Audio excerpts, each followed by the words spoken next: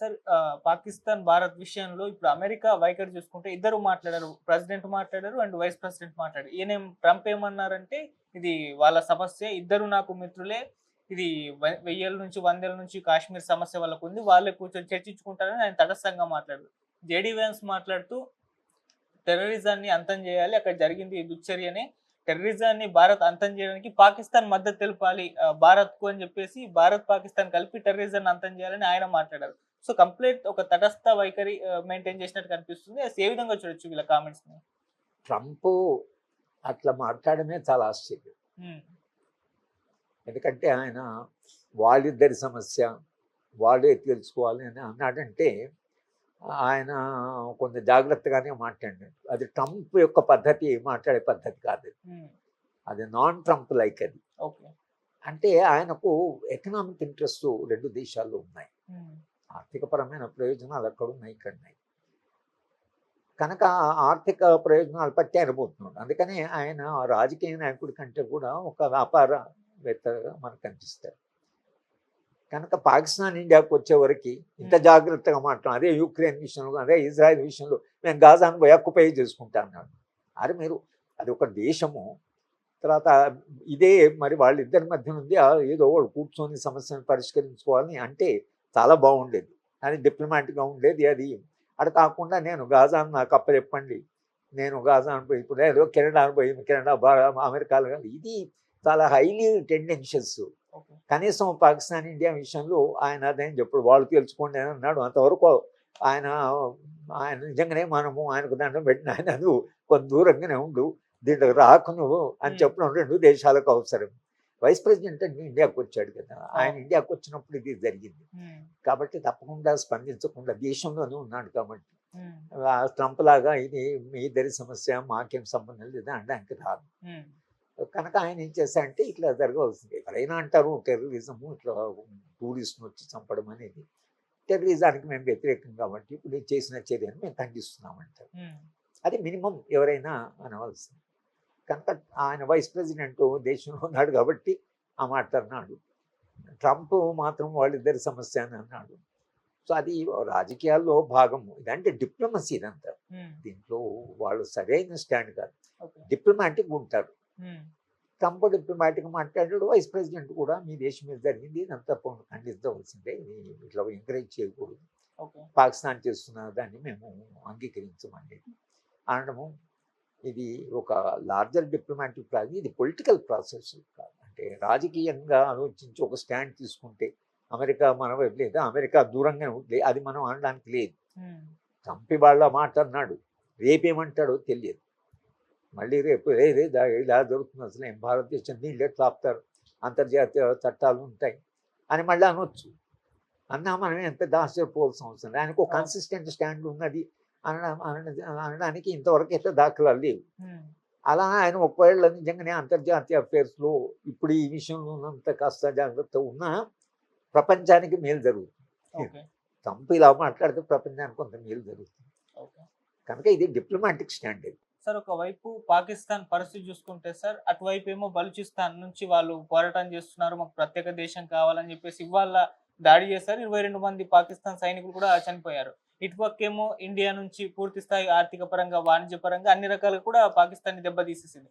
So ఇది ఎటువంటి పరిస్థితుల్లో మరి పాకిస్తాన్ ఏమన్నా ముక్కలయ్యే అవకాశం ఏమన్నా ఉంది? అంటే బలూచిస్తాన్ ఘాటు ఇటు పీఓకే ఇండియాలో కలుపుకోవడానికి భారత్ కూడా ఎప్పటి నుంచో ప్రయత్నాలు చేస్తుంది అంటున్నారు. మరి అంటే ఇప్పుడు వీక్ లో ఉంది పాకిస్తాన్, ఇటువంటి టైంలో చీలిపోయే ఛాన్సెస్ ఉన్నాయా సార్? అంటే వాళ్ళు దయనీయమైన పరిస్థితులు ఉన్నమాట వాస్తవమే, కానీ దేశము విడిపోవడము అనేది ఉందో ఇంకా ఆ ప్రాసెస్ అంటగనిదము పీఓకేలో నిజంగానే మొత్తంగా యాంటీ పాకిస్తాన్ బలమైన అభిప్రాయం ఉన్నట్టుగా మనకు ఇంతవరకు దాఖలా లేవు. ఓకే.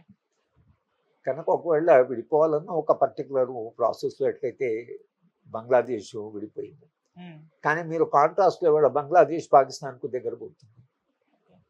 పాకిస్తాను వాళ్ళని రాణిస్తున్నారు, పాకిస్తాను ఇప్పుడున్న ప్రభుత్వం పాకిస్తాన్కు మనకేమంటే కొట్లాడి మొదట చనిపోయి తెచ్చుకున్న బంగ్లాదేశ్ మళ్ళీ ఇంత తొందరలోనే పాకిస్తాన్కు వాళ్ళు మన దగ్గర అని అంటున్నారు. ఒకవైపు విడిపోతామన్న వాళ్ళు ఉన్నారు, ఇప్పుడు విడిపోయినటువంటి వాళ్ళు మళ్ళీ మేము పాకిస్తాన్కు దగ్గర పోతామంటున్నారు. చరిత్రలో ఈ రాజకీయ శక్తుల పునరీకరణ, రాజకీయ శక్తుల విలీనీకరణ, రాజకీయ శక్తులు విడిపోవడం అనేది అవుతుందో అది ఒక ప్రాసెస్. ఇప్పుడు పాకిస్తాన్ మాత్రం మీరు అన్నట్లు ఇప్పుడున్న పరిస్థితిలో కొంత దయనీయమైన పరిస్థితిలోనే ఉంది. ఆ దయనీయ పరిస్థితి నుంచి బయటపడడానికి వాళ్ళ ప్రయత్నాలు వాళ్ళు చేస్తారు. వాళ్ళ ప్రయత్నాలు వాళ్ళు చేసేటువంటి క్రమంలో ఎట్లా చరిత్ర మలుపులు తిరుగుతుందో మనం ఊహించడం చాలా కష్టం. బంగ్లాదేశ్ విషయంలో జరిగింది, కానీ బలూచిస్తాన్ కానీ లేకపోతే పిఓకే కానీ ఇక్కడ కూడా అంత బలమే. ఇప్పుడు బంగ్లాదేశ్ విషయంలో ఏమైందంటే అది ఎక్కడో దూరంలో ఉంది, వీళ్ళ కల్చరు వేరు, బంగ్లాదేశ్ కల్చరు కంప్లీట్గా డిఫరెంట్. తర్వాత పంజాబ్ ఇటువైపు, ఇటు బెంగాల్ ఇటువైపు, ఫిజికల్ జాగ్రఫికల్గా కూడా అది కంబైన్డ్గా లేదు. ఒకే దేశము రెండు ప్రాంతాల్లో ఉంది. అది మీకు జాగ్రఫికల్గా అది కొంత అన్సస్టైనబుల్. కానీ బెలూచిస్తాన్ పిఓకే అట్లా కాదు, they are part of that geographical area. కనుక అంత తొందరగా విడిపోతారు అనేటువంటిది నేను అనుకోలేదు. కానీ ఒకవేళ ఇలాగే పరిస్థితులు కొనసాగితే జరగవచ్చు, ఎట్లయితే ఈస్ట్ యూరోప్లో జరిగింది, తర్వాత సోవియట్ యూనియన్ కూలిపోయింది. దేశాలు విడిపోవడం, దేశాలు కూలిపోవడం అనేది చరిత్ర, పాత చరిత్ర కాదు, ఇది ఇప్పుడు recent history, 20th century 21st century హిస్టరీలో భాగమే. కానీ అలా ఆ దిశగా పోతుందా లేదా అని ఖచ్చితంగా అటైపోతుందని చెప్పడం మాత్రం చాలా కష్టం.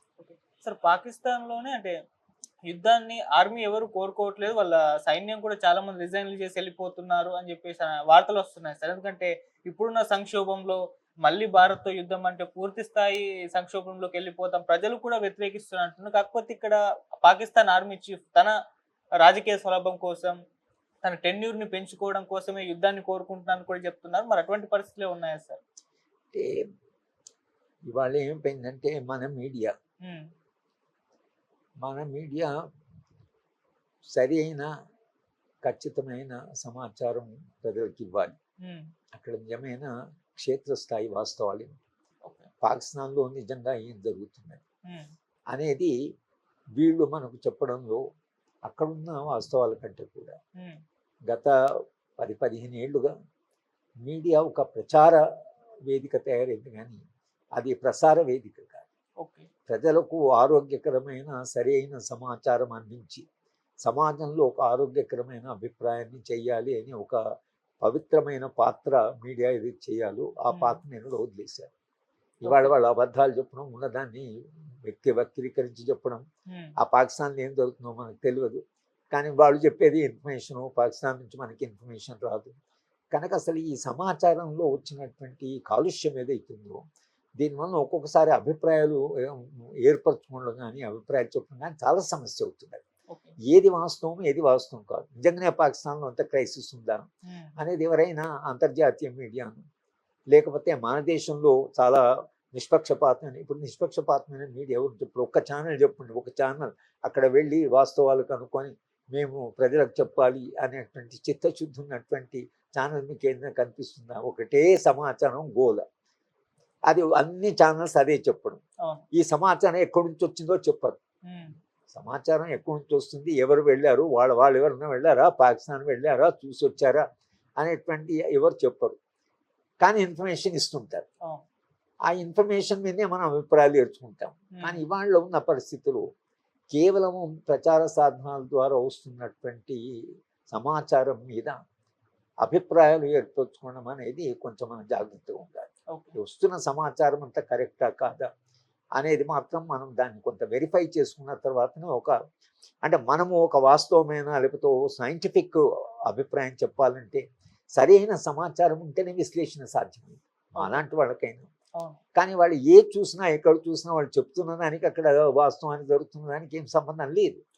లేనప్పుడు మా అందరం కూడా గందరగోళం ఉన్నాము. ఏది సమాచారం కదా, బిట్వీన్ ది లైన్స్ అని, బియాండ్ ది లైన్స్ అని ఈ వస్తున్న ఇన్ఫర్మేషన్ ఇంకా ఏముండొచ్చు, లేకపోతే అంతర్గత చరిత్రలో జరిగిన దాంట్లో ఏం జరుగుతుండొచ్చు అని మనం ఇక దాన్ని మొత్తం కాంటెక్స్ట్ తీసుకొని ఆ సందర్భానికి అనుసారంగా మనం విశ్లేషణ చేయవలసి వస్తుంది. కానీ కేవలం సమాచారం మీద మీరు కూడా ఇప్పుడు ప్రశ్న అడగడం అంటే వస్తున్న సమాచారం నుంచి అడుగుతున్నారు. అవును. నేను మీ సమాచారం మీద నేను అభిప్రాయం చెప్తాను.